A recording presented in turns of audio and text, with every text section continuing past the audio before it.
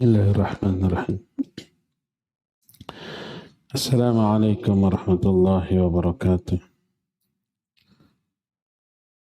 Alhamdulillahilladzi arsala rasulahu bil huda wa dinil haqq liyudhhirahu 'ala ad-dini kullihi walau karihal musyrikun wa asyhadu an la ilaha illallah wahdahu la syarika lah iqraran bihi wa tauhidan wa asyhadu anna Muhammadan 'abduhu wa rasuluh sallallahu alaihi wa ala alihi wa ashabihi wa sallama tasliman mazida wa ba'd.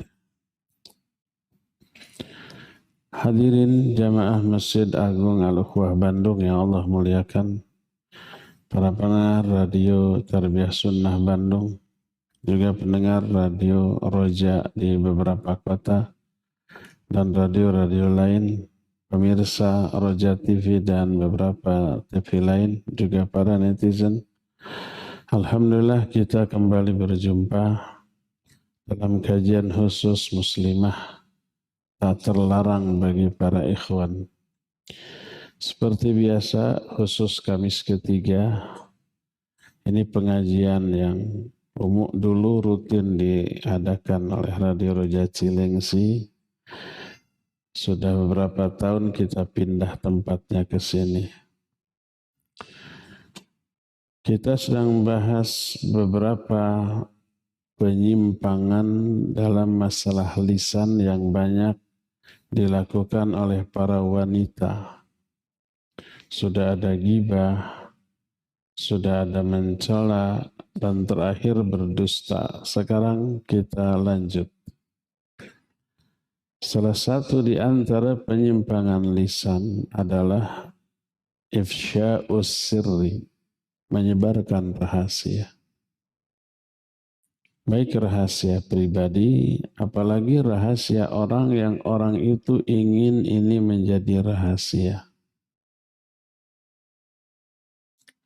Jadi berdasarkan hal itu wajib bagi kita untuk menjaga rahasia. Allah berfirman dalam surah At-Tahrim ayat 3, wa idh asarra an-nabiyyu ila ba'di azwajihi haditha falamma nabba'at bihi wa adharahu Allahu alaihi arrafa ba'dahu wa arada an ba'd falamma nabba'aha bihi qalat man anba'aka hadha qala nabba'ani al-alimul khabir. Ingatlah ketika Nabi SAW merahasiakan sebagian ucapan kepada salah satu istrinya. Maka ketika sang istri tersebut memberitahukan rahasia itu, Allah menampakkan kepada Nabi SAW, memberitahukan bahwa salah satu istrinya tersebut membuka rahasia itu kepada istrinya yang lain. Maka ketika oleh Nabi SAW diberitahukan, kenapa kamu bocorkan rahasia ini? Sang istri menjawab, siapa yang memberitahumu terhadap hal ini? Nabi SAW menjawab, yang memberitahukan hal ini kepadaku adalah Allah yang Maha Alim dan Maha Khabir. Ini surah At-Tahrim ayat yang ketiga. Para ulama ikhtilaf tentang apa rahasia yang disebut di dalam ayat ini. Jadi Nabi berbisik kepada salah satu istrinya, ini rahasia. Ternyata diberitahukan ke istri yang lain, jadi ramai. Disangkanya Nabi tidak akan tahu. Tapi Nabi diberitahu oleh Allah. Apa sih isi rahasianya? Ikhtilaf para ulama ahli tafsir dan terbagi kepada dua kelompok pendapat. Pendapat yang pertama, annahu tahrimun Nabi sallallahu alaihi wasallam lil asl. Bahwa Nabi SAW mengharamkan atas dirinya minum madu. Padahal Nabi SAW itu paling suka terhadap madu. Karena selain manis, enak, juga sangat-sangat bermanfaat bagi orang yang meminumnya. Kenapa demikian? Karena alasannya adalah ketika Zainab binti Jahash memiliki madu, minuman kesukaan Rasul sallallahu alaihi wasallam, dan hanya diberikan kepada Nabi alaihi salatu wasallam. Setiap Nabi giliran ke Zainab, Nabi alaihi salam senang, ingin segera karena ada madu. Nampaknya ini tidak disukai oleh istri-istri yang lain, Aisyah dan Hafsah radhiyallahu anhuma. Maka kedua-duanya membuat konspirasi. Bagaimana caranya agar Nabi SAW tidak semangat ketika giliran ke Zainab. Maka keduanya sepakat siapapun yang kegiliran setelah ke Zainab langsung ngomong, ini bau maghafir. Apa engkau telah minum maghafir? Maghafir itu getah yang seperti madu, manis tapi bau. Mirip madu. Suka dimakan, iya. Manis, iya, tapi bau gitu. Pokoknya bilang begitu. Setiap kali habis dari Zainab, maka dikatakan baik giliran ke Aisyah atau ke Hafsah, ini bau maghafir. Karena itulah lalu Nabi SAW menyatakan, la ba'sa syaribtu asal inda Zainab binti Jahash. Ya apa-apa, yang aku minum ini madu bukan maghafir dari Zainab. Tapi tetap begitu sampai Nabi SAW demi kemaslahatan hubungan beliau dengan istri-istri tersebut sampai mengharamkan madu atas dirinya.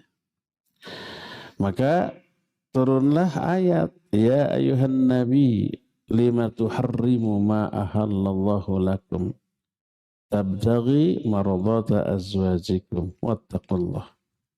Hai Nabi, kenapa engkau mengharamkan apa yang telah Allah halalkan bagimu hanya sekadar untuk mencari keriduan istri-istri kamu. Turun ayat ini sebagai teguran kepada Nabi alaihi salatu wassalam.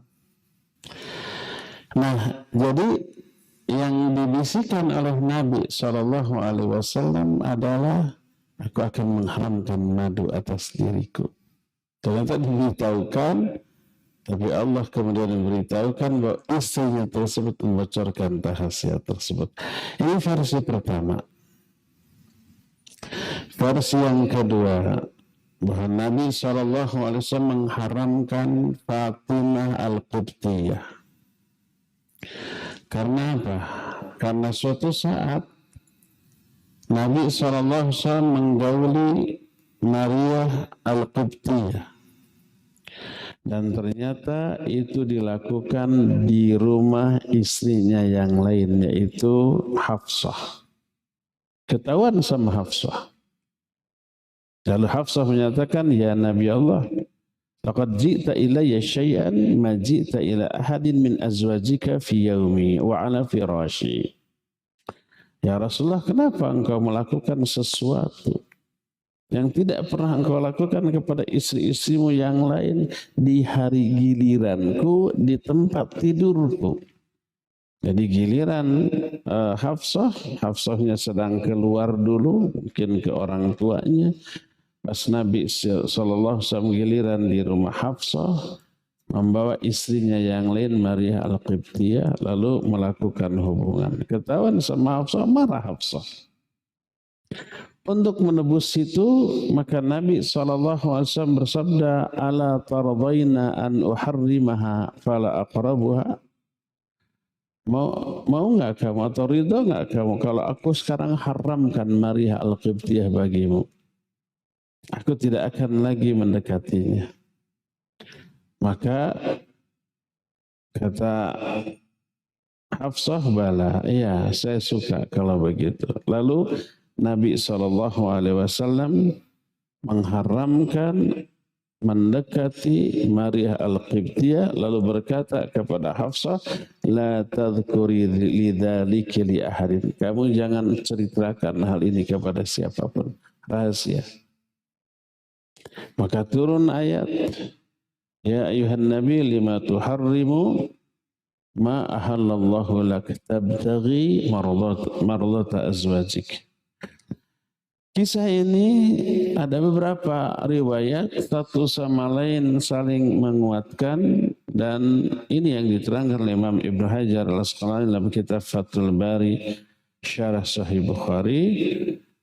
Lalu oleh Hafsah ternyata ketika dibilang oleh Nabi, jangan kamu ceritakan kepada seorang pun, ternyata diceritakan kepada Aisyah radhiyallahu anha. Nah, ini dua versi, tapi versi manapun isinya sama, yaitu wajibnya menjaga rahasia, tidak boleh menyebarkannya. Wa idza wa'adat annaha taktumu sirra thumma afashathu tu'addu athimah. Kalau dia berjanji ini akan dirahasiakan, tapi ternyata disebarkan, maka dia berdosa. Allah Azza wa Jalla berfirman dalam Al-Quran surah An-Nahl 91, wa aufu bi ahdillahi idza ahadtum. Tunaikan janji-janji kalian kepada Allah kalau kalian berjanji. Wajib kita berpegang teguh kepada janji yang sudah kita ucapkan. Termasuk janji ke orang, salah satu isinya, saya akan pegang rahasia ini, nggak akan diberitahukan kepada orang lain. Maka wajib ditunaikan itu janji.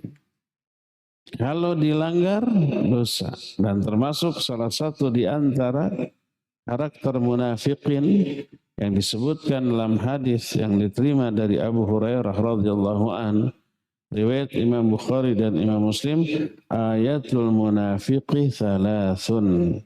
Idza haddatsa kadzaba wa idza wa'ada akhlafa wa idza tumina khana. Tanda-tanda munafik ada 3. Bila dia berbicara, dia berdusta, bila berjanji, dia menyalahi, dan bila dia diberi amanah, dia khianat. Karena itulah maka generasi as-salafus saleh zaman baheula, sejak zaman para sahabat radhiyallahu anhum ajmain sampai beberapa generasi berikutnya, itu sangat bersungguh-sungguh menjaga rahasia dan tidak menyebarkannya. Dalam hadis sahih riwayat Imam Bukhari dan Imam Muslim, Aisyah radhiyallahu anha berkata, asarran Nabi sallallahu alaihi wasallam ila Fatimah bisyai'in fabakat bukaan syadida wa saraha tsaniyah fadhahikat. Kata Aisyah, Nabi sallallahu alaihi wasallam berbisik kepada Fatimah tentang sesuatu. Tiba-tiba Fatimah menangis dengan tangisan yang dahsyat. Lalu oleh Nabi dibisiki lagi dengan bisikan yang kedua. Tiba-tiba tertawa. Tadi nangis, bisikan pertama, bisikan kedua, tertawa. Aisyah kan penasarannya, kepo gitu. Ingin tahu urusan orang. Kata Aisyah, falamma qama Rasul sallallahu alaihi wasallam sa'altuha. Ketika Nabi SAW sudah pergi, aku bertanya kepada Fatimah, apa sih yang dibisikkan oleh Rasul SAW sehingga kamu menangis kemudian tertawa? Apa kata Fatimah? Ma kuntu liufsya sirra Rasulillah SAW. Aku tidak ingin, tidak mau membocorkan rahasia Rasul SAW. Jadi ditahan oleh Fatimah. Tidak bicara, tidak ngomong apa-apa. Maka falamma tufiya Rasul sallallahu alaihi wasallam qalat Aisyah. Setelah Nabi sallallahu alaihi wasallam wafat, maka Aisyah berkata lagi kepada Fatimah, azamtu alaika lima haddatsinihi ma qala laki Rasul sallallahu alaihi wasallam. Saya masih penasaran tuh tentang apa yang disampaikan oleh Rasul SAW kepadamu dulu. Masih tetap kepo. Sudah tahunan itu. Maka kata Fatimah, ammal an fana'am. Adapun sekarang, setelah Nabi SAW wafat, ya boleh aku beritahukan. Amma hina sarani fil maratil ula, fa akhbarani anna Jibril kana yu'ariduhu al-Qur'an fi kulli sanah marrah wa annahu aradahu al-an marratain wa inni la ara ajali illa qad iqtaraba fa baqaitu thumma sarani thani fa qala ya Fatimah amma tardayna an takuni sayyidata nisa'i ahli al-jannah fa dhahiktu. Kata Fatimah, adapun ketika Nabi SAW berbisik kepadaku bisikan pertama, beliau memberitahukan kepadaku bahwa Jibril biasa mendatangi beliau memurojaah, mengetes, mengecek hafalan Quran beliau 1 tahun 1 kali.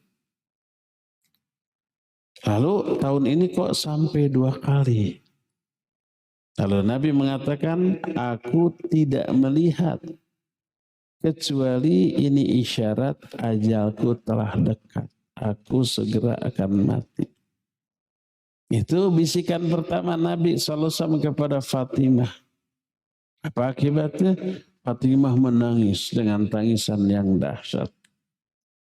Karena waktu ajal Nabi SAW sudah dekat. Oh, itu kiamat. Kiamat kecil tidak hanya bagi Fatimah, bagi seluruh kaum muslimin.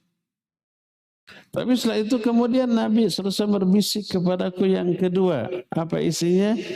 Beliau menyatakan, wahai Fatimah, suka enggak kamu kalau kamu nanti akan menjadi pemimpin para wanita ahli surga? Jadi yang pertama berita buruk tentang Nabi SAW sebentar lagi akan wafat. Yang kedua berita baik, yaitu Fatimah ini akan menjadi pemimpin para wanita ahli surga. Maka aku pun tertawa. Hadis ini sahih riwayat Bukhari dan Muslim, isinya wajib jaga rahasia. Selama rahasia orang tersebut orangnya masih ada. Dan boleh diberitahukan kalau orangnya sudah tidak ada, tapi nanti ini ada rincian sebagaimana akan diterangkan di bagian akhir dari materi ini. Ini dalil yang pertama tentang para sahabat zaman dahulu menjaga rahasia. Kedua, hadis sahih riwayat Imam Bukhari dari Abdullah bin Umar radhiyallahu anhuma. Dia berkata, anna Umar hina ta'ayyamat Hafsah qal laqitu Uthman bin Affan fa'aradtu alaihi Hafsah faqultu in syi'ta ankahtuka Hafsah binta Umar qal sa'anduru fi amri فلبثت ليالي ثم لقيني فلبثت ليالي ثم لقيني فقال قد بدأ لي ألا أتزوج يومي هذا. Kata Ibnu Umar ketika putrinya yaitu Hafsah menjadi janda, dia berkata, aku mendatangi Utsman bin Affan. Aku tawarkan Hafsah untuk dinikahi oleh Utsman. Kalau Utsman sudah punya istri, sudah. Ditawarkan kepada Utsman oleh Umar. Kata Umar, kalau kamu mau aku akan nikahkan engkau dengan Hafsah, putriku, putri Umar. Apa jawab Utsman? Aku pikir-pikir dulu deh. Setelah berlalu beberapa hari, Utsman menemui aku lalu berkata, sekarang sudah kepikiran, aku nggak akan lagi menikah dulu pada hari ini. Kecewa tuh Umar, putrinya ditawarkan untuk dinikahi, ditolak gitu ya. Lalu kata Umar, falaqitu Abu Bakrin As-Siddiq radhiyallahu anhu. Faqultu in syi'ta ankahtuka Hafsah binti Umar. Kalau kau mau, aku akan nikahkan kamu dengan putriku, yaitu Hafsah. Coba kalau ada orang tipikal Umar di hari ini, menawarkan putrinya ke orang-orang yang menurut pandangan Umar soleh. Dan betul Abu Bakar, Utsman orang-orang yang soleh.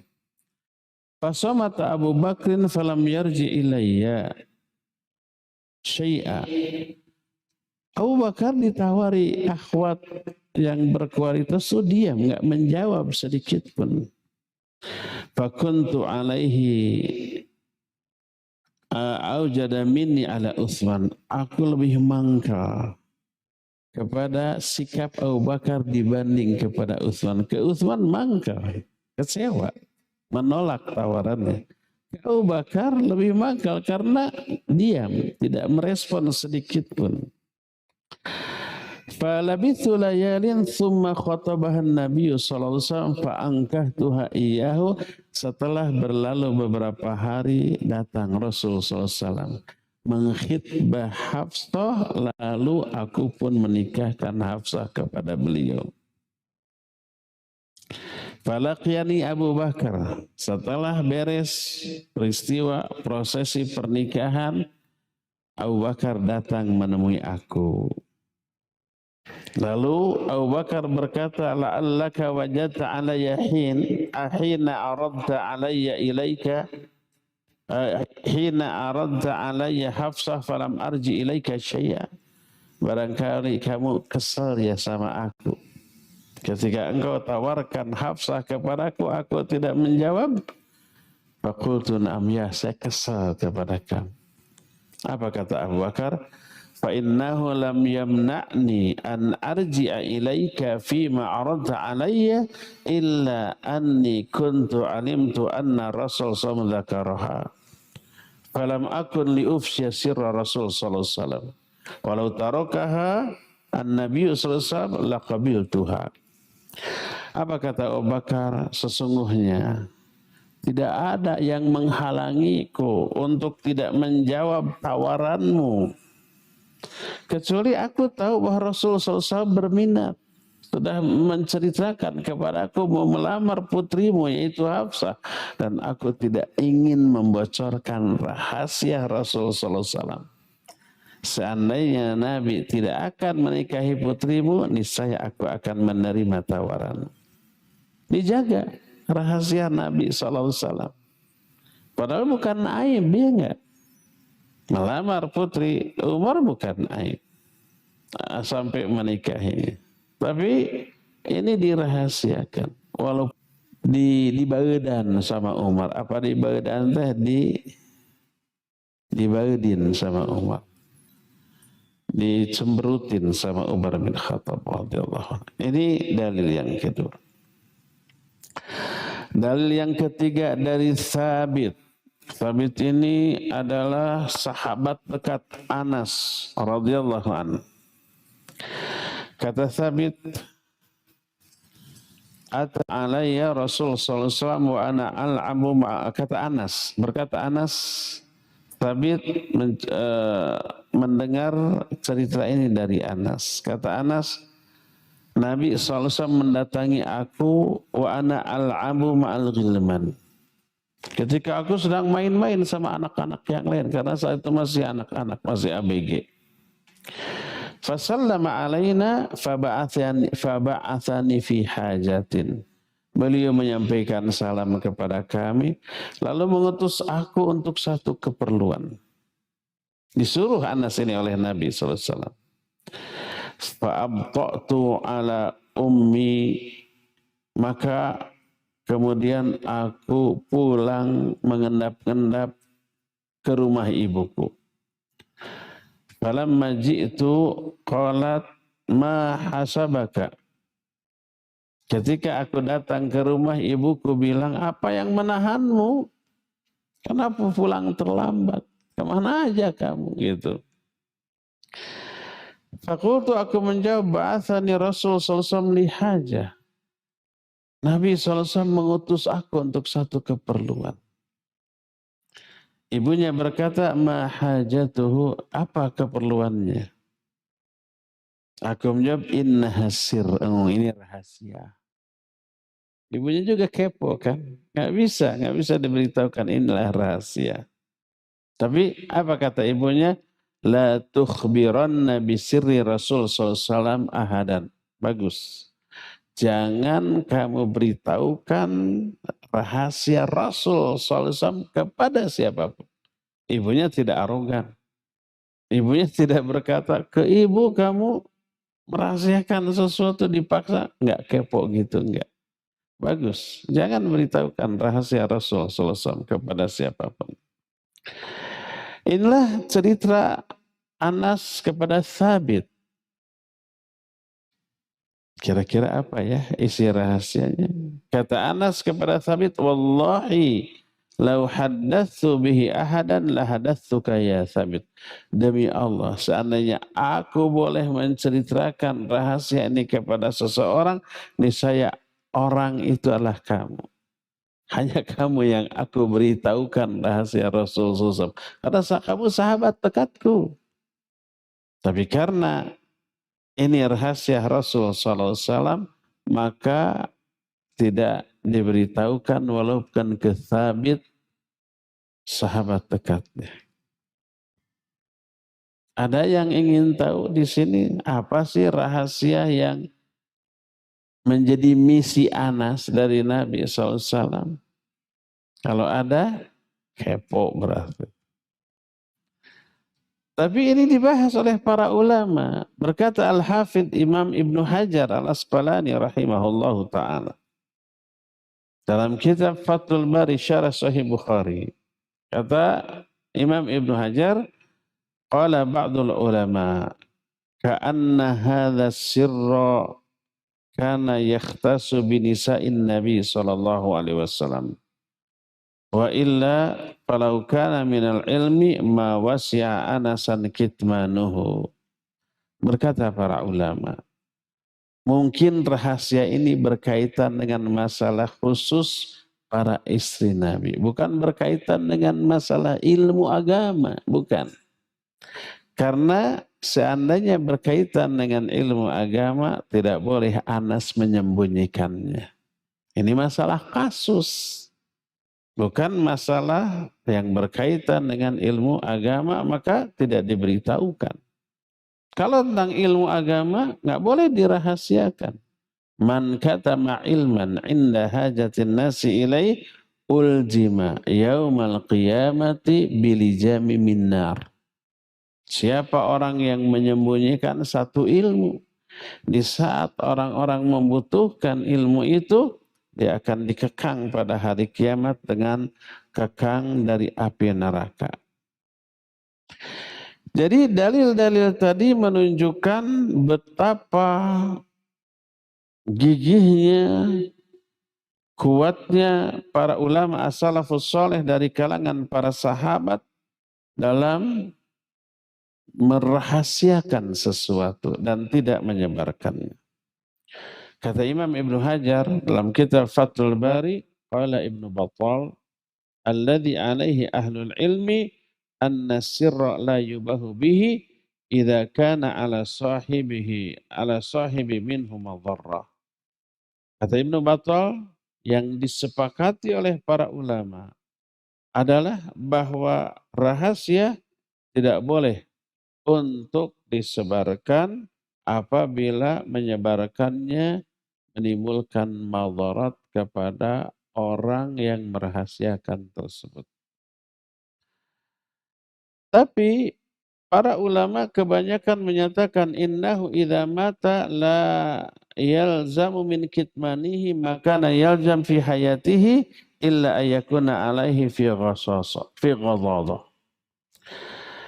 Kebanyakan ulama menyatakan apabila orang yang memegang rahasia itu sudah wafat maka tidak lagi wajib untuk disembunyikan. Sebagaimana Fatimah memegang rahasia bisikan Rasul sallallahu alaihi wasallam tapi setelah wafat diberitahukan selama tidak menimbulkan mudarat. Selama itu bukanlah aib. Selama itu tidak menimbulkan keburukan bagi pihak manapun. Maka berkata Imam Al-Hafidh Ibnu Hajar, qultu alladhi yadharu inqisamu dhalika ba'dal maut ila ma yubah waqad yustahabbu dzikruhu walau kariha sahibu sirri ka'ayyakuna fihi tazkiyah lahu min karamatin aw manqibatin aw nahwi dhalik wa ila ma yukrahu mutlaqan wa qad yuhram wa huwa alladhi asyara ilaihi Ibnu Battal wa qad yajibu ka'ayyakuna fihi ma yajibu dzikruhu kahaqqin qiyami bihi fayurja ba'dahu idza dzukira liman yaqumu bihi anhu ayyaf'ala dhalik. Menurut pendapatku, kata Imam Ibnu Hajar, bukan saya. Beliau jelaskan dalam kitab Fathul Bari, Syarah Sahih Bukhari, bahwa memberitahukan rahasia setelah orang yang mati ini terbagi kepada beberapa hukum. Pertama, mubah, bahkan disunnahkan. Walaupun orang yang memegang rahasia tersebut tidak suka ini tersebar. Tidak suka tersebarnya itu karena ketawadhuan. Umpamanya beliau melakukan satu amalan baik, tidak ingin ada yang memberitahukan. Dan tidak ingin ada orang lain yang menyebarkannya. Karena tawadhunya. Karomah bagi beliau. Maka setelah orang itu wafat, sunnah untuk disebarkan. Orang ini dulu ahli tahajud, orang ini dulu ahli ibadah, orang ini dulu aduh akhlaknya mulia, saya pernah melihat beliau begini. Kalau itu diberitahukan selama beliau hidup pasti marah, nggak boleh. Maka setelah kematiannya boleh. Dan itu sunnah karena memberi motivasi. Bahkan bisa aja menjadi wajib kalau ternyata hal tersebut memberi motivasi kepada orang untuk melakukan amal baik yang dilakukan oleh orang ini setelah kematiannya. Walhasil bahwa menyebarkan informasi ini setelah kematian orang tersebut tergantung dari efek yang ditimbulkan. Kalau efek yang ditimbulkannya buruk, jangan, walaupun sudah mati. Tapi kalau baik, sunnah minimalnya untuk menyebarkannya kepada orang lain. Ya. Hal yang paling wajib dirahasiakan adalah masalah hubungan suami istri.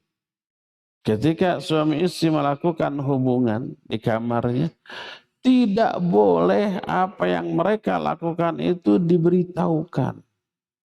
Melakukannya boleh, bahkan ibadah berpahala. Menyebarkannya adalah hal yang haram. Disebut dengan sebutan seburuk-buruk manusia di sisi Allah Azza wa Jalla. Begitu tuh. Ada perkara yang melakukannya ibadah. Tapi menyebarkannya ya haram. Melakukan maksudnya antara dia dengan istrinya yang sah. Kalau dengan orang lain maka tidak boleh. Ya. Melihat orang lain melakukan hubungan baik langsung atau lewat video sekarang haram, tidak boleh karena aurat orang. Dia boleh melihat aurat istrinya, istrinya boleh melihat aurat dia. Tapi kalau orang lain tidak boleh. Walaupun kita sudah dewasa, apa salahnya lihat? Kita juga sering melakukannya sama istri kita, nggak merasa bersalah.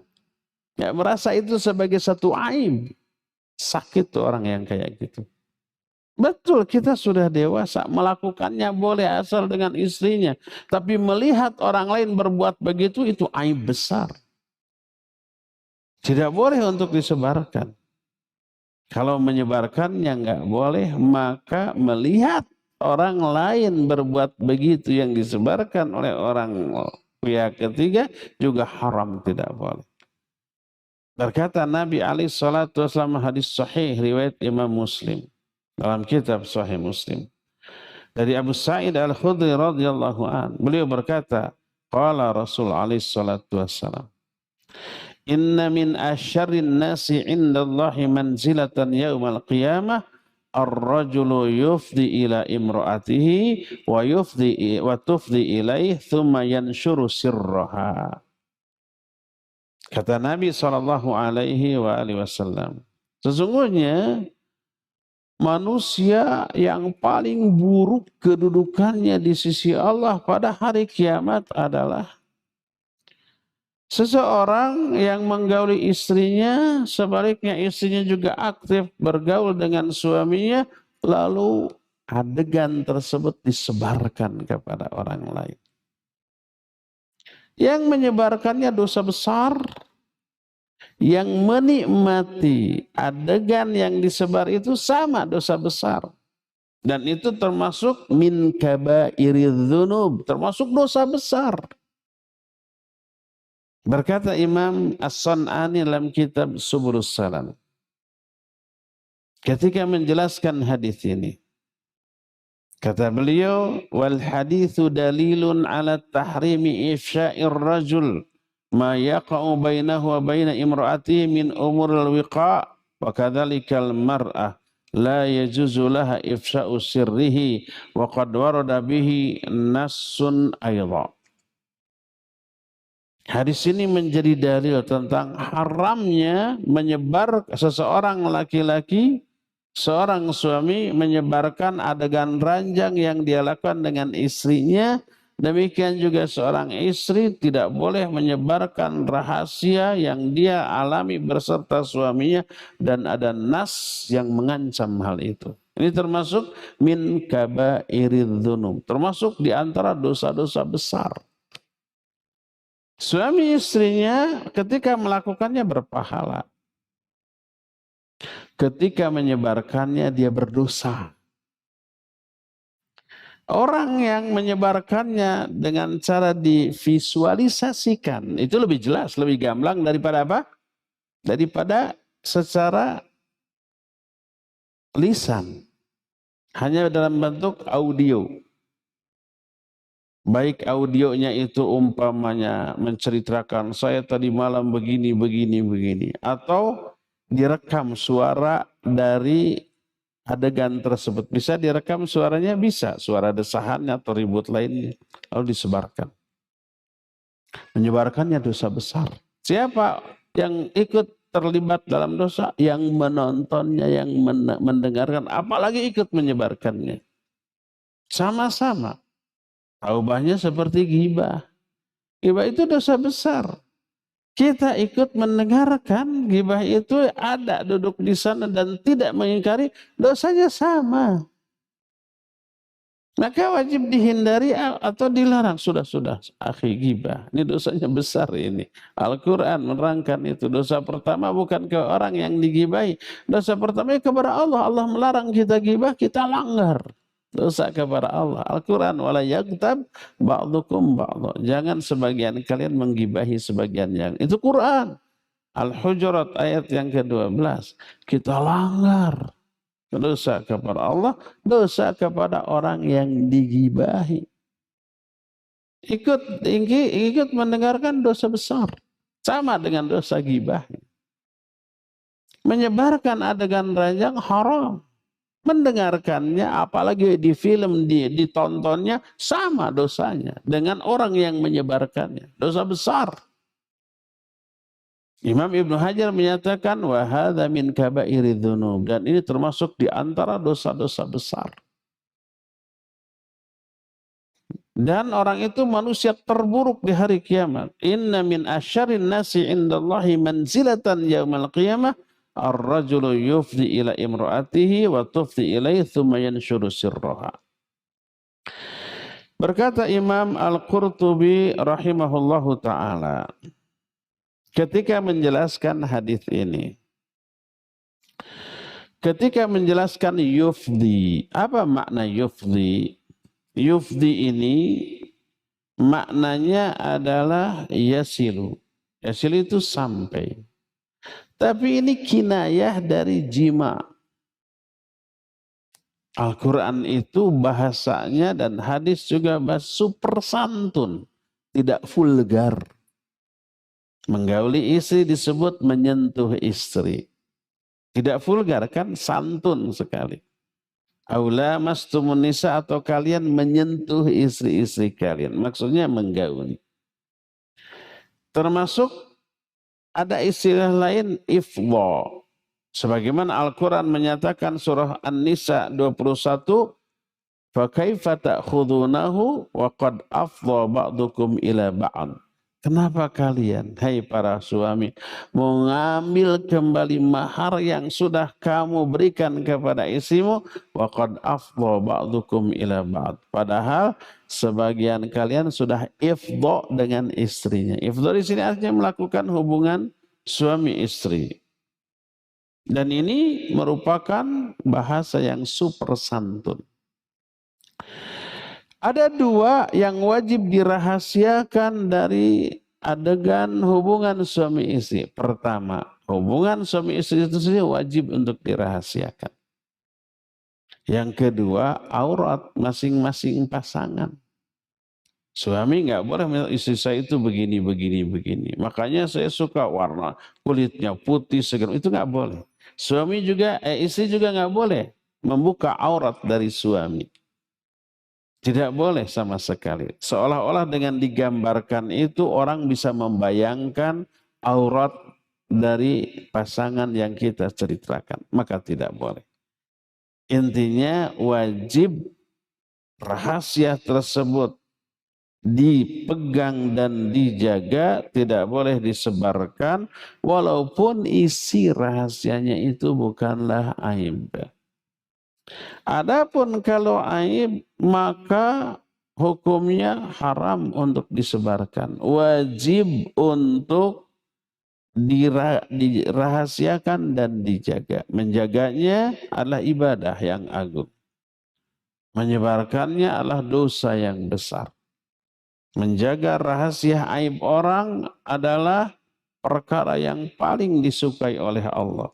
Makanya salah satu di antara nama sekaligus sifat bagi Allah adalah As-Satir. Innallaha hayyun satirun yuhibbus sitr wal haya. Sesungguhnya Allah itu hayyun, maha pemalu.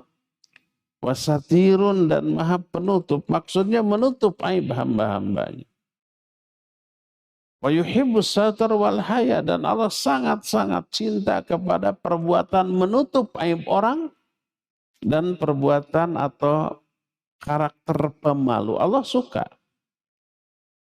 Maka ketika orang menyebarkan aib orang lain, Allah murka, ghibah. Tapi ketika Allah mengetahui seorang menutup aib orang, Allah beri apresiasi, diberi pahala, dan aib orang itu juga akan ditutup oleh Allah dunia sampai akhirat. Man satara musliman satarahullahu yaumal qiyamah. Siapa orang yang menutup aib orang lain, aib sesama muslim, Allah akan tutup dia, aib dia dunia sampai akhirat. Dan sebaliknya, siapa yang membuka aib orang, Allah akan mencari-cari, Allah akan membongkar aib orang itu. Siapa yang mencari-cari kesalahan orang lain, Allah akan cari-cari kesalahan orang itu. Dan pasti dapat. Dan setelah dicari, Allah bongkar sehingga tak ada lagi orang yang tidak mengetahui rahasia itu. Al-jaza'u min jinsil amal. Perbuatan akan disesuaikan, balasan akan disesuaikan dengan bentuk perbuatan. Perbuatan kita membongkar aib orang, Allah akan bongkar aib kita. Perbuatan kita mencari-cari, ngorek-ngorek kesalahan orang, Allah akan korek-korek, akan cari-cari kesalahan kita. Perbuatan kita menutup aib orang, Allah akan tutup aib kita dunia sampai akhirat. Aib kita di dunia ditutup, di dunia sampai akhirat, dan di akhirat aib kita tersebut diampuni itu oleh Allah Subhanahu wa taala dan tidak diazab. Balasan atas perbuatan kita yang menutupi aib orang. Berkata Rasul alaihi salatu wassalam, "Innallaha sayukhlisu rajulan min ummati." Allah ingin menyelamatkan salah seorang laki-laki di kalangan umatku. Dipanggil orang itu. Lalu setelah dipanggil Allah tutup satar, penutup, gording penutup. Pada hari kiamat orang lain tidak mengetahui isi dialognya dan apa yang dilakukan antara orang itu di hadapan Allah Azza wa Jalla. Lalu Allah bertanya, "Ata'rifu dzamba kadza wa kadza fi yaumi kadza wa kadza?"